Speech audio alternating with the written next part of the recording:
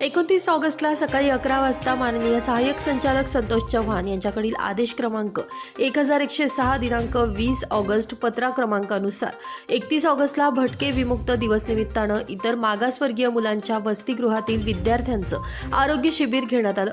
यामध्ये प्रमुख वैद्यकीय अधिकारी डॉक्टर धीरज गिरी, श्रीमती जयश्री सूर्यवंशी स्टाफ नर्स, श्रीमती रंजना चित्ते स्टाफ नर्स आणि अनिकेत बोरसे MPW हे वैद्यकीय अधिकारी उपस्थित होते।